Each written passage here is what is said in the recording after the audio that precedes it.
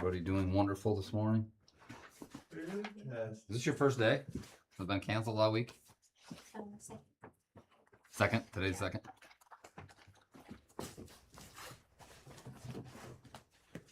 All right. I did, you guys should have gotten an email from me. Everything is all updated and Populi. I canceled the first couple assignments just from the first two classes. First of all, I apologize last week. I sent a message to Sister Rachel that I was not going to be able to be here, and I never sent the text message. So it was, I think, Saturday night I realized that I never, so I apologize. You guys showed up here last week and I ghosted you. So I had a meeting I had to be in and could not be here. So will you forgive me for that? Thank you. All right.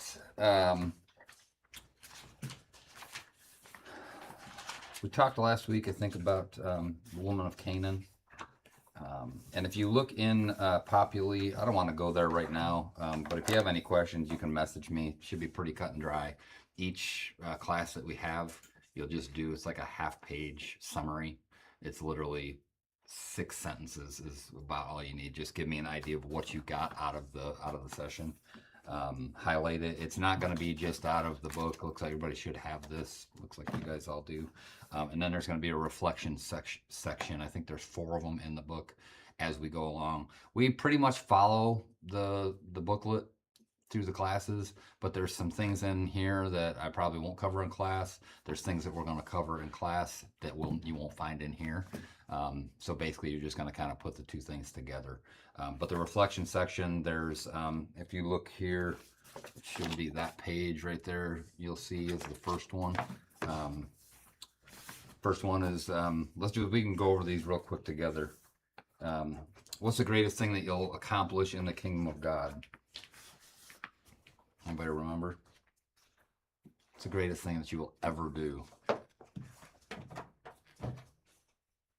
be so good if we were on like a live Zoom where other people could chime in. It would be so much more fun. Nobody remembers? Yeah, so here's the other part of it too, is if you don't remember and if you fail my class, you realize what you're saying. Like if you don't do well in here, do you guys understand what that means? What you're saying is that I'm a poor teacher. That's what that means. So y'all aren't going to try and make me look bad, right? Okay. Greatest thing you're ever going to accomplish in the kingdom of God is your prayer life. Because if you don't know where you're supposed to be, or you can't get directives from God and you don't have a clear understanding of what God's called you to do, how are you going to accomplish any of the other things? So it doesn't matter. You can be the greatest evangelist, you can have 1 million people saved under your ministry, all that kind of stuff. That's all great, but really what it boils down to is your relationship with the Lord. Okay. Second one, the woman from Canaan in Matthew chapter 15, she knew her place in God. How? Anybody remember, how did she determine where she belonged and what her place in life was? Was it when he called her a dog? He called her a dog. God, how would you like that? How would you like that to be your purpose in life, to be a dog? Okay, but she claimed a dog's right? So yeah, God told her where her place was. What activated the miracle? What activated the miracle of the woman of Canaan's daughter being healed? I feel like when she was called a dog, she said, "Then so be it. I'll be a dog, and every dog will eat the scraps." So She knew her place. Yeah, she knew where she belonged. So that activated the miracle. She's like, she turned and looked at her, she's like, yeah. She's like, and argued kind of with God, right? She's like, okay, fine, I'm a dog. All right, well, I'm going to claim a dog's right, and I can eat the scraps that fall off the table. And Jesus stopped and was like, I haven't seen such great faith in Israel. You know what I mean? I mean, just amazing. So boom, go on home, the devil's out of your daughter, right? What gives you directives, confidence to know what doors to go through and where to find the best opportunities?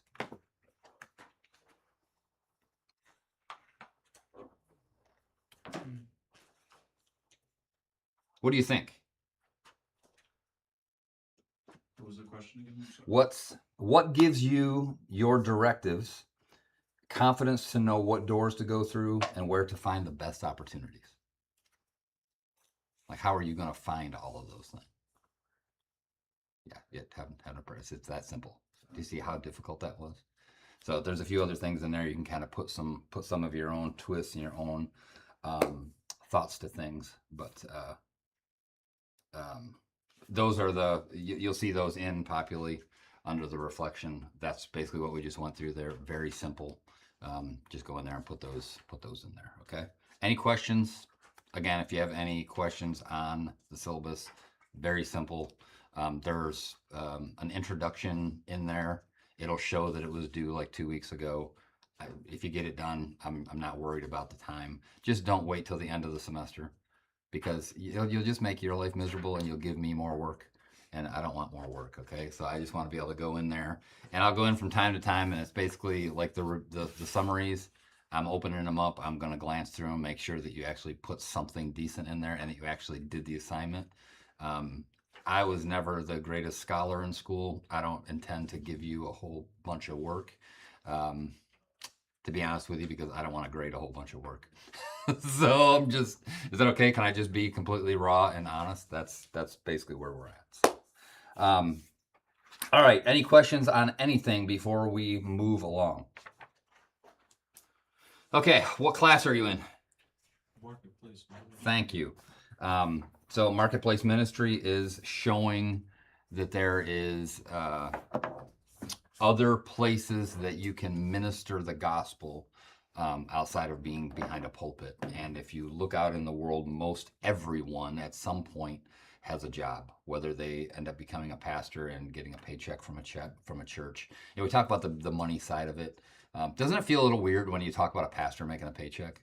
Does anybody else have that, dude? Like, do you feel like that's strange? I have to just talk to you guys because it's the way that I teach. So it's like we interact like this. I've tried to come in here and just pretend that you're just like the pictures here, and my bad, I'm not able to do it. So I when I teach, I ask questions and I go through this kind of stuff. So with there only being a few of you in here, puts way more pressure on you guys. Sorry, it's just what it's just where we're at.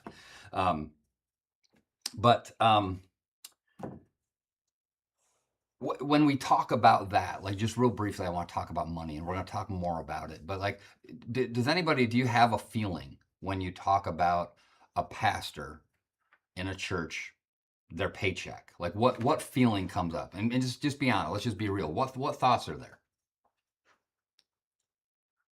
I feel like it's kind of the only thing that the feeling it gives me is like when involved in a conversation about it, I kind of like cringe. You're right. Right. It's like feels a little dirty. Yeah. It's like, and it's just like, how do you explain it to somebody outside of the church too? Like, so your pastor makes, and it's just like, because a long time ago I was offered to do a worship position. Yeah. And they're like making fun of it. And I was like, it's like 80,000 a year. Yeah. And they're like, for worship. Right. And so it's just like, it's kind of a cringy thing to do. Like, yeah, it's not why you're there. So there's this mindset. Did I tell you guys a little bit last week about the pastor I had growing up, and he didn't have cabinet doors? Did I tell you that story? It's a Baptist pastor that he did like this Bible study. You go to his house, and he there's a house right next to the church. You know what I mean? It was like this old farmhouse, this upstate New York. And he had no cabinet doors. You walked in, you sit down. He'd have, I don't know, there's probably 10 or 15 of us in there or something like that. And, a bunch of young guys, young, like the youth group kind of kids that were in there at the time, and just hanging out. And he was so prideful. So like this house that he moved into, you could see all his food, no big deal. I mean, it was an okay house. It wasn't nice. It wasn't, like, wow, this is a beautiful house, but it was just like kind of this old farmhouse looking thing.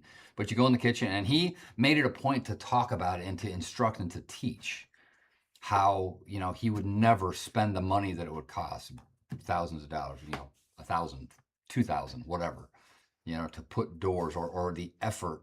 Like, he was just so prideful about how he just suffers and lives like that. And I'm like, this guy had a wife, couple kids.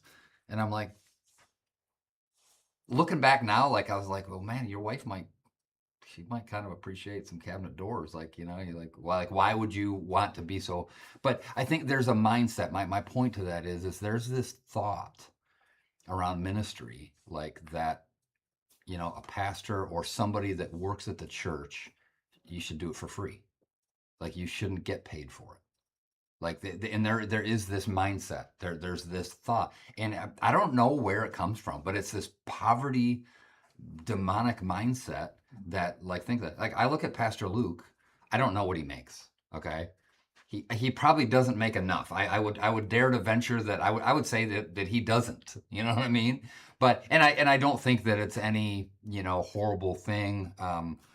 You know, that the church is not doing the right job or something like that with him. But it's like, okay, so what's if you took the congregation, I don't know, like what would be a standard? What's the average median income of our congregation or of a congregation? And if you're in Dallas and, you know, the average person in there, you know, brings home 750,000 a year, but the pastor should live off of 38 grand, I think there's something wrong with that. You know what I mean? I think now if you're here in Franklin County, I think the average median income in Franklin County is right around 60 grand. I think it's 54,000, something like that. But there's an expectation that like, well, okay, if you're here in the county that used to be, if you made $60,000-$70,000 a year, you were making good money. You know what I mean? It doesn't cut it. In the last 5 years, that has shrunk down to nothing. That doesn't cut. So what's a decent wage if you live in Franklin County? You know, for you know 100 grand. If I make 100,000 a year, not bad, right? Okay. So what should a pastor make? Oh, they can't make 100. Oh no, they got to be the bottom of the food chain. They should never be at the top. You know, so if in Franklin County we say like $108,000, let's say that's what we decide, that's good money. You're not making bank. I mean, on that, you're living in a house, a nice house, nothing extravagant. You're probably driving a new car that you've got a car payment for. If you balance your money right, you might have a boat, a cheap boat, okay? And you might get a couple week vacation to go hunting or whatever like that, okay? That's about what your lifestyle is going to look like. But when we look at that inside the church, and I'm just picking on the pastor role right now, but when we look at that and we say, okay, well, if that's the high end, he should be making about 38,000, right? Like that's why is our brain go to that place? Why do we think that someone in a ministry position like that should make less money? I'm not talking about how it's all about money. It's not.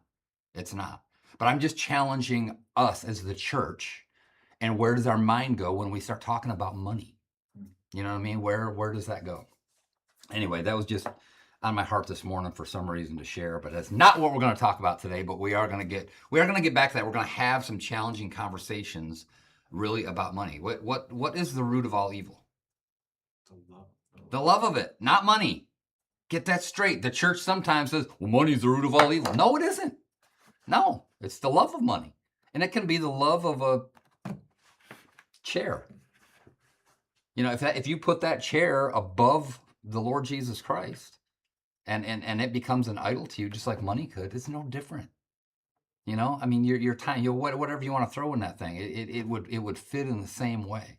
I don't know, man. I'm just of the belief that you can be a billionaire, a trillionaire. You know what I mean? Like, I don't think there's anything wrong. You know, people will look at our president and say, well, he's a billionaire, so it makes him a bad person. No, that's your mind.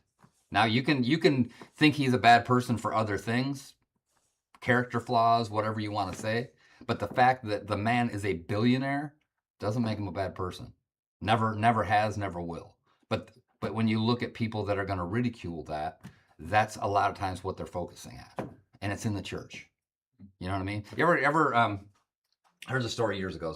Brother Richard Hilton, I'm pretty sure, told a story like, you know, if I come rolling up in Sunday morning, you know, and it's like the time, it's like 10 till 10 when everybody is kind of congregating at the front and, you know, people are all coming in. It's like, you know, the busiest time everybody coming in. And I come rolling up in a Rolls Royce. Okay, and I pull up and I pray. And why? Because man, I worked hard. God blessed me. I didn't steal. I didn't rob a bank. I didn't do anything bad. I didn't, and nothing. It was all legitimate, hardworking, and the blessing of God. And I come pulling up in a Rolls Royce. What are you gonna think? Be honest. Must be nice. Man, how many of you would say that to me? Or to a brother or to somebody? How many of you have said that before?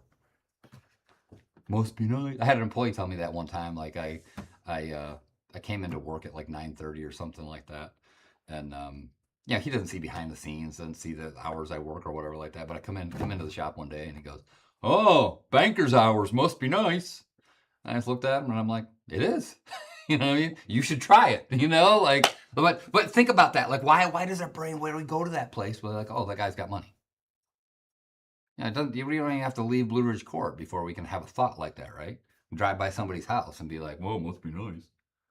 Well, I mean, what do you see the backstory of it? Do you see? But our brain goes to that place. So those are the things. But all right, everybody, shove the clutch in. We're going to shift. We're going to change gears here. Okay. We're building a foundation. All right, and that's what we've been doing when we're talking about our prayer life. Talking about the greatest thing that you'll ever do is have a prayer life. It's going to take you to three things we'll talk about called the 3 Ps. It's prayer, position, and power. When you pray and you have that relationship with God, it will put you into position. And when you're in that position, that's where you get the power. The woman of Canaan, same thing. All right. So she was going after God, and she's praying, "Lord, please help my daughter." And when she got into the position, she stood in her authority in that position. But so many times, so many Christians don't know what that place is. It's like, the Bible says those that are led by the Spirit of God are the sons of God and the daughters of God. Okay. But if you're led by circumstance, well, how'd you get to Bible college? Well, this happened and then that happened over here. And then, well, I just ended up here. All right. That might work for a while. But when you get to the place, if you really want to sit in your power, like if you really understand and know who you are in God and ultimately where God has called you to be, that's where you can tap into that power because it's specific. Everyone in this room has a call of God, a specific and a unique call of God on their life of where they need to go and where they need to be. The beauty is it's like if you miss it, you take a wrong turn. God somehow, I don't know how he works this all out, but he still gets you to your destination when you need to be there. I've got this saying that in my life is nobody arrives late. Everyone arrives on time. So, so when you look and you think, maybe I should have been in Bible college 5 years ago. Okay. I would challenge that kind of thought. You know what I mean? I wrestled with that for years for myself. It's like, man, I'm 52 years old. I should be somewhere different by now. You know what I mean? But the fact of the matter is if I believe that nobody arrives late, I mean, do I believe God is God? And do I believe that he's led me and directed me? I mean, the majority of my life, I think I've spent chasing God and asking God for direction. Not all the time. Seasons of my life where I missed it, and seasons of my life where my prayer life wasn't strong. I wasn't reading my Bible like I should, or, digging into the scriptures or something like that. I believe it or not, I'm not perfect. I know I might look like I am, but I'm not.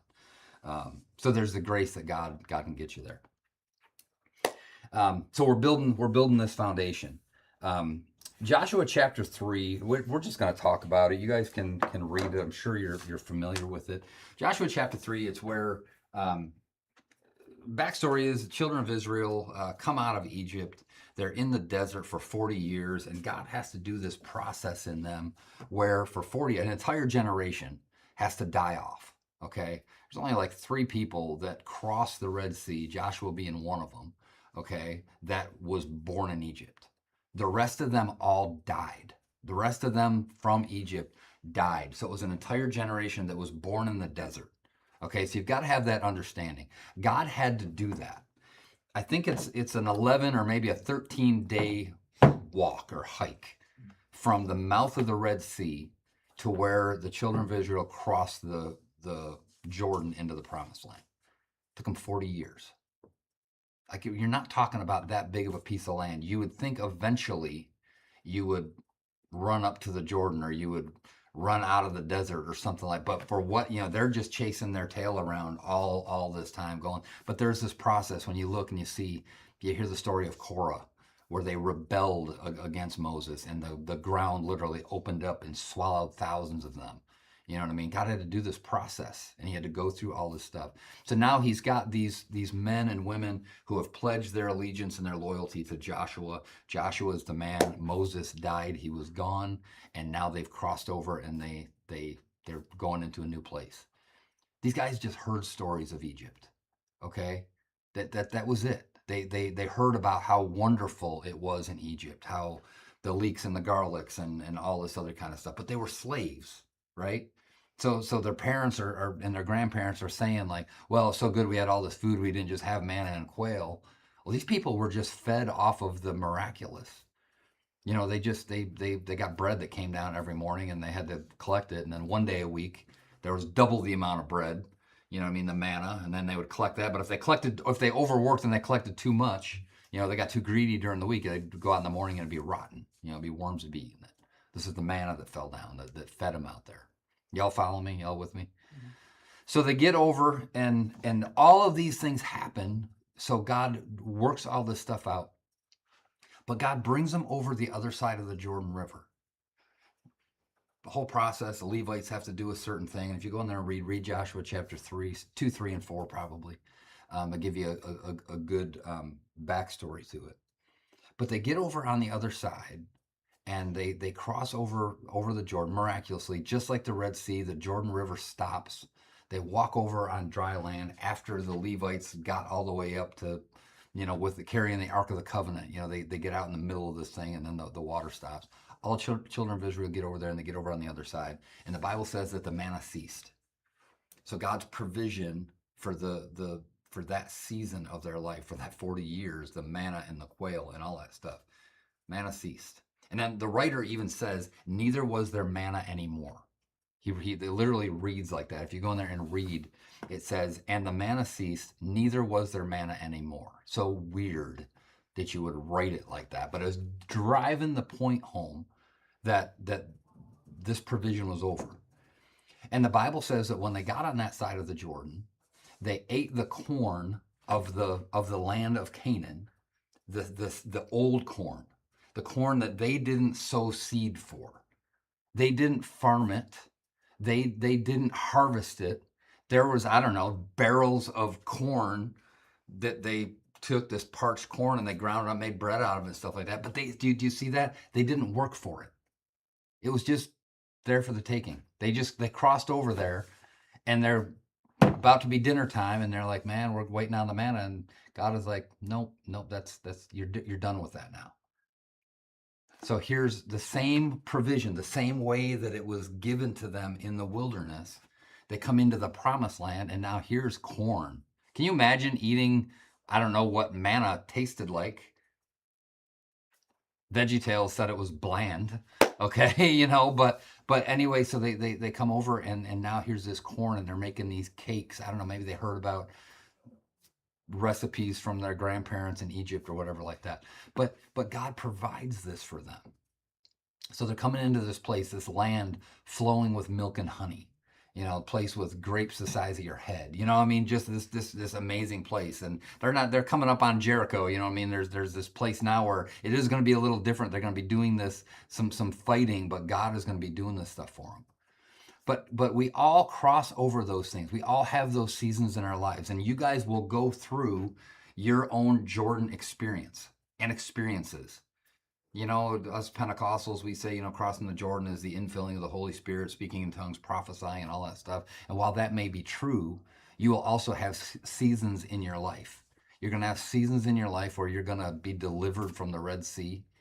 You're going to have seasons in your life where you're going to be in the desert for a long time, and it's going to feel dry, and you're going to feel stagnant, and you're going to feel like you're just eating the same old every day. But then you're going to have seasons where you cross over into the promised land, and you experience this abundance of God. And that's what these people did. So they get over on that other side, and as soon as this happens, as soon as all of these things start taking place, God says, hang on. Before I let you go any further, before you go enjoy the corn, before you go into this new season, this new realm of your life, I've got to warn you. And you've got to do something, because we have to do things to get our brain engaged, right? So God does this amazing thing, and he says, what you're going to do, he says, you're going to take one of for every tribe of Israel, you're going to take a rock out of the center of the Jordan River, and you're going to take this thing, and when you get over on the other side into the promised land, you're going to stack this rock up. And there's going to be 12 of them, one for every tribe. Okay? So they take this, the elder puts these things up, and now they stack them all into formation, whatever like that, and they create this memorial. Not an altar, nothing, they're not putting sacrifice on it or anything like that, but they're stacking these rocks up, and it's going to be as a memorial for them to remember where they came from. So it's going to be for them in their foundation, in their core. So when they walk by that stack of rocks, they're going to think to themselves, remember when we were in the desert. Remember when our grandparents and our parents were raised in Egypt. Remember how they all died in the wilderness. The last parent and grandparent died in the wilderness. Think about that. Like, none of them, they didn't come with them. They all had to die out. That whole generation had to die out, except for a couple of them. You know what I mean? Like Joshua and Caleb were the two. And the reason that they didn't was because they saw the promised land before. They believed that they already entered into it in their heart years before. And then the children of Israel tried killing them because of it. So they get over there, they set these whole things up.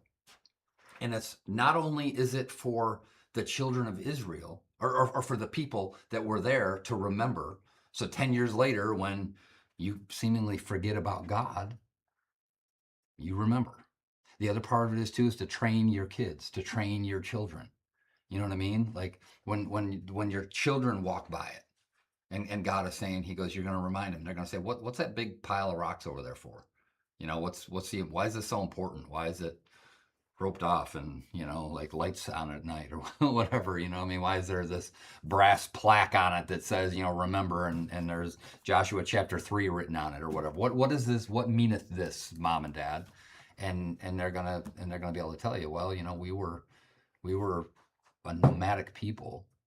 God brought us out of slavery, out of Egypt, and he took us into a desert place for a while. But then he brought us out of Egypt, brought us out of slavery, and he fulfilled his promise, and he brought us to the promised land. And here we are now. Now we're living on the corn and all the thing, everything that happened. Think about what happened in time from that point on. But God remembered, and God knew that these people were going to need to remember that. So my question to you is like, where is your memorial? What's your absolute? Everybody's got it. You got to have. If you don't have one, that you can't go past. It could be the existence of God for you. It could be the first time you really heard God speak to you. You know what I mean? What is that absolute? And if you don't have one, I suggest you get on your face before God, and I wouldn't leave until you really get some of those absolutes in your life. Because there's got to be a place in your life where you just can't go backwards, because the temptation to it will come. I can tell you, I've been in God for 35 years, and there's been a lot of times that I've doubted God. Lord, forgive me. There's been a lot of times where I'm like, man, I missed it. I am too far gone. This is too much for God to even get me out of. Did God really tell me this? Am I really supposed to be here right now? But I can go back, and I can go back a year ago. I can go back 3 years ago. I can go back 6 months ago, however far back. But then there's going to be something right there. There's going to be an anchor to be like, man, remember when that happened? Man, I just cannot. I can't explain that. You can't talk me out of it. Got a couple guys that I belong to Rise Up Kings. It's a men's entrepreneurship, men with families. Families in business. I don't even know how to really explain it. I went to a little bit over 3 years ago. Most fantastic experience of my life. Very involved with the community there. But lost my point of where I was going.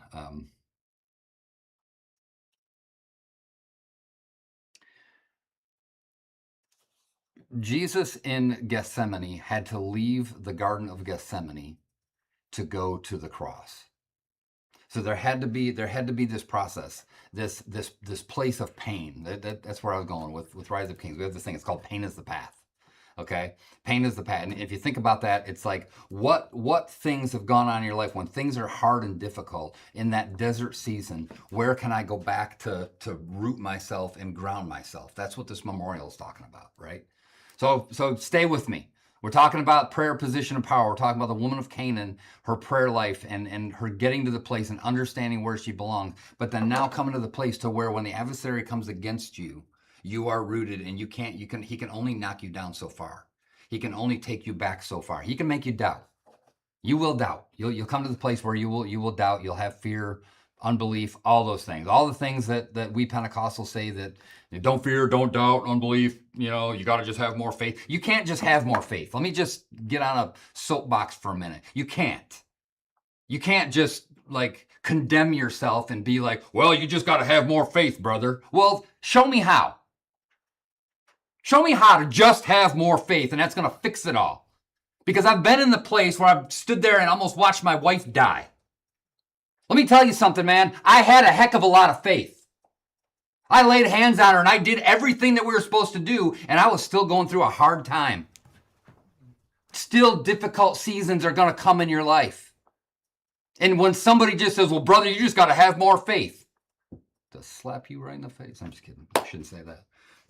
But the truth of it is it's like, man, that's where we go. But no, you got to work out your own salvation with fear and trembling. I can't work yours out for you. You can't work out mine. You got to grab onto it yourself. Like you got to just go through it. And it's hard. Sometimes it's hard. There's the times when you go over and you eat the corn of somebody else's labor. Those people in Canaan slaved over that corn, man. And when the children of Israel came across, they were so afraid of them that they threw up the gates, they walled the city off, shut the doors, and they left the corn out there. They're just like, everybody get in here. We got to lock up Jericho because we've heard about these people. Dude, that's who you are when you walk on the scene. That's what the devil does. He runs away and hides. You don't get scared of him. He's locking up the house. You're going to walk around his house and the walls are going to fall. But anyway. So Jesus left that comfort. Okay? He left that place. So he went to the Garden of Gethsemane, which the Gethsemane means olive press. Okay? It's just a place of squeezing and a process, bleeding blood or sweating blood, but he was willing to leave that place, probably more comfortable than the cross, I would imagine. Maybe not, I don't know. But there is there's that Gethsemane process to where you've got to go. But it's Jesus said, pick up your cross and follow me. Man, it's not about me. The older I get, the more I realize it's not about it's about following him, and am I going to follow him into those hard places, right? There's a good likelihood that you will forget about God when you go into that promised land season. And that's what God was saying. He's like, look, you guys needed me every single day to survive. That's none of us want to be in a wilderness experience. I don't. It's not fun. It doesn't feel good. When let's just put it into 2026, when I'm like, holy cow, I got $12,000 in payroll due tomorrow, and I got $800 in the bank. That's stress. Okay, that's like responsibility. That's like, whoa, what am I going to do? I've literally been there. I've actually been there before when the checking account was negative $2,000, and I got $12,000 payroll the next day, and and you can say all day long, well, how'd you get there? Should have had more faith. You know what I mean? Like, well, what did you do? You spent too much money. You did. Yeah, okay, yeah. The devil tells me all that too. The devil tells me all the time everything I do wrong. Thank you, brother. But there's when you leave that place, so that's the hard place. It's the dry place. It's where God doesn't speak, man. God will speak to you and you are just on fire and just raging for God. And, oh, I got a prophetic word and I'm going to do this and do that and all that kind of stuff. And then you go out there and you cross the Red Sea and all the comfort is gone and it's sand. You can't plant corn. You are dependent on God. Let me tell you something, man. You'll get close to God. You'll learn how to pray very quickly. You know what I mean? That's why this country, it's like I'm sorry, I'm on a little bit of a rant this morning. In our country, it's like, people are fat and lazy. Not everyone. But like when you have people that are like that, when you're fat and full, why do if I don't have to work, why, what do I don't have to work. I'm getting my food. People are supplying for me, all that kind of stuff. That's why the Bible, I think, says if a man doesn't work, a man shouldn't eat. Because the truth is if you get hungry, you will come up with a way. You ever heard the story about, it's like a meme on Facebook or whatever, Instagram, and it says something about a crack addict wakes up in the morning and is going to get crack today. He's homeless. He's sleeping in a gutter, doesn't have any money, has no friends. His family has forsook him. He hasn't taken a shower in a month, okay? And he is like going to go get crack or get heroin or whatever it's going to be. He is going to do that. And you want to know what happens? He probably will. So don't get out hustled by a crack addict or a meth head or something like that. You see what I'm saying? But see, that's the mindset here. Is it's like if we're in that place and we're hungry and we really want to chase after what God is put on our plate, are we willing to go out there and hustle and to work for it? Right. Get back to my point. God says to the children of Israel, look, there's a likelihood that you're going to forget about me. Oh, no way, Lord. Come on, how many of you could forget about God? No, of course not. No, you never would. Are you in a desert season? I mean, is it hard for you right now? I mean, I've sat in those seats. I've been in Bible college before. Bible college isn't easy.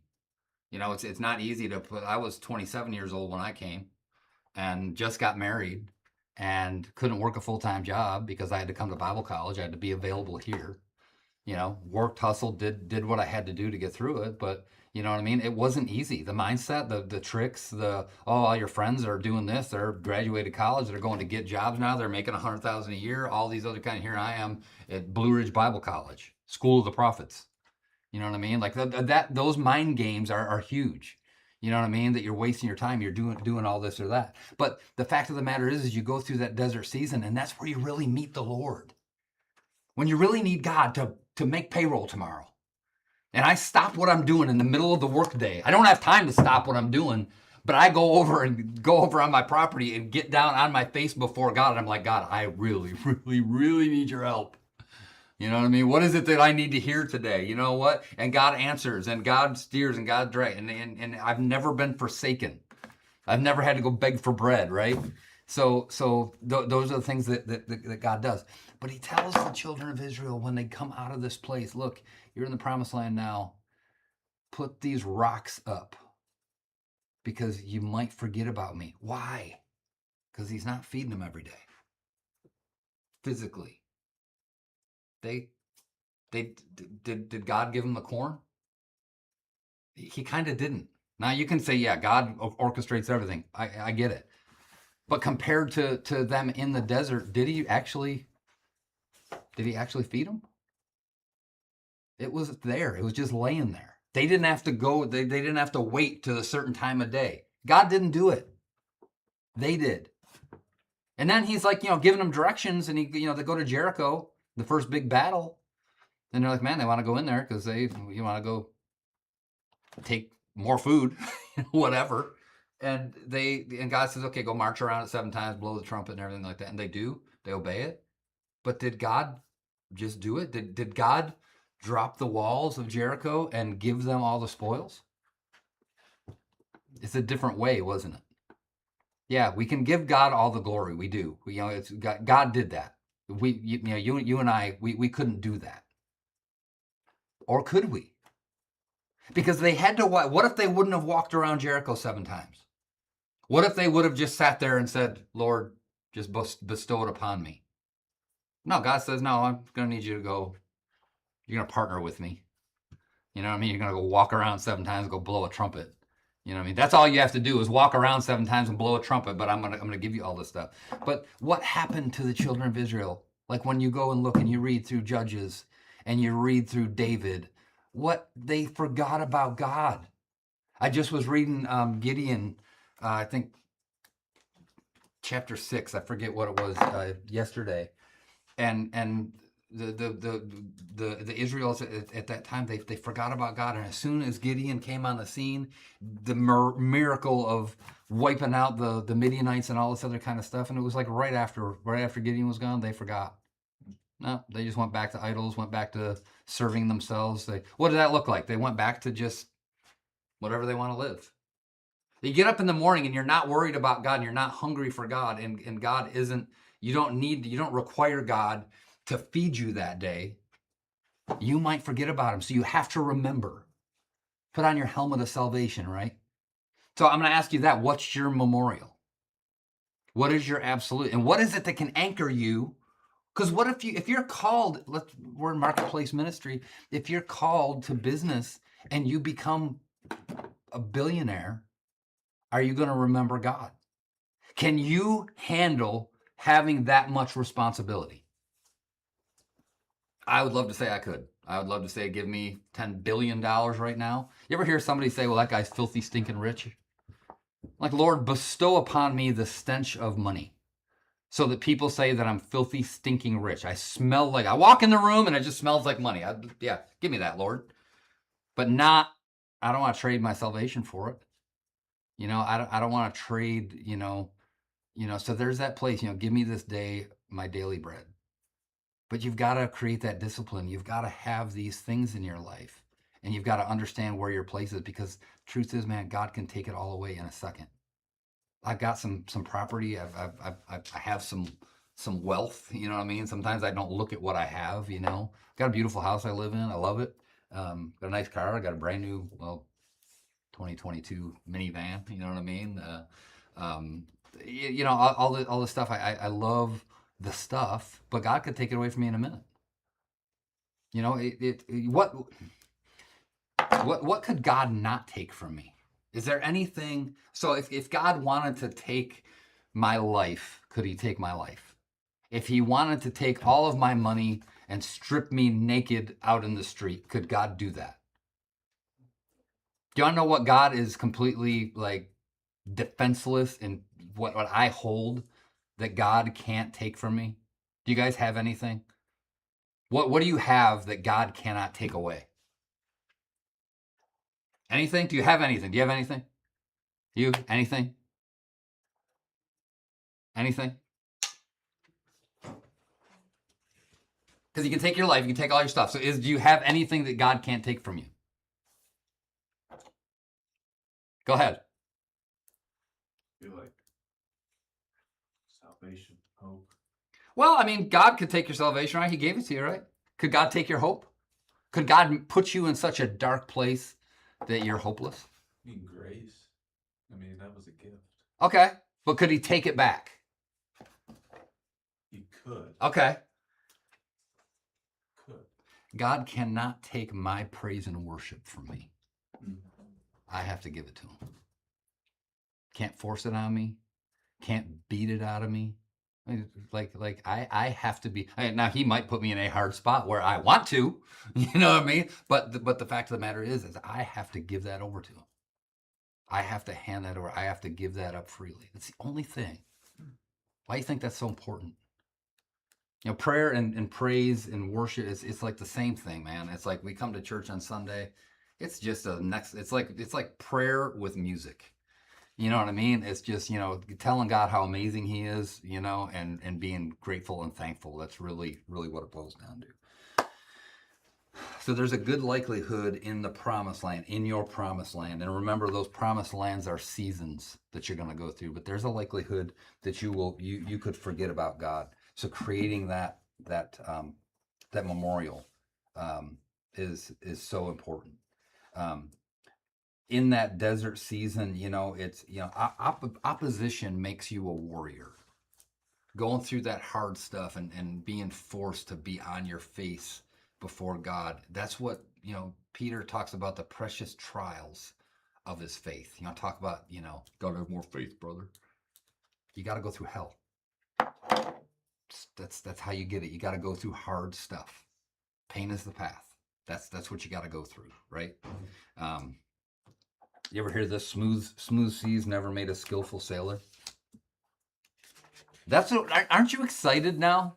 Like, don't you wish they would have told you this when you gave your life? Everybody, how many of you said that, you know, you just you heard, give your life over to Jesus and everything is hunky dory?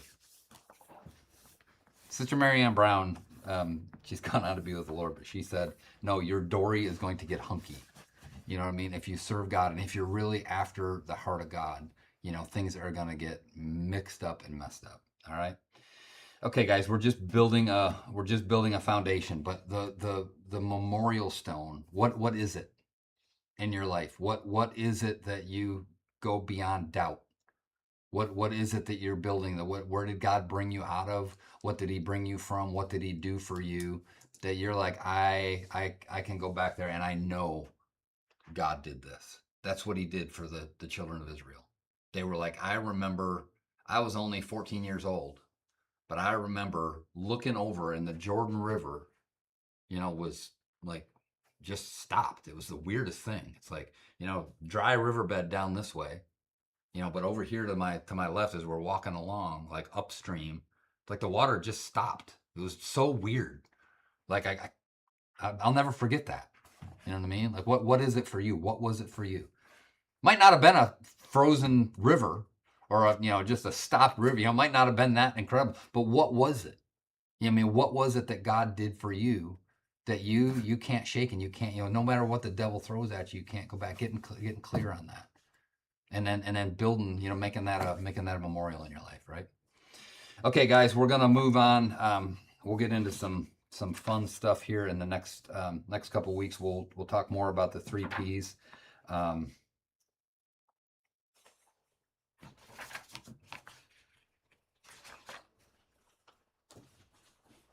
Yeah, we'll talk a little bit about fivefold ministry. So if you want to read through Ephesians chapter 4 next week, yeah,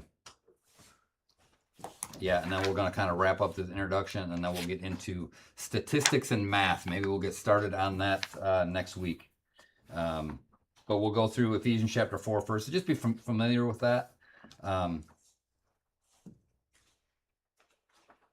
Yeah, and then we'll get into more of the nitty gritty, the marketplace piece of our class. All right. Why don't we give the Lord a good clap offering, and then you can shut off YouTube. All right. Thank you, guys. If you got any questions on assignments or whatever, just you can message me right out.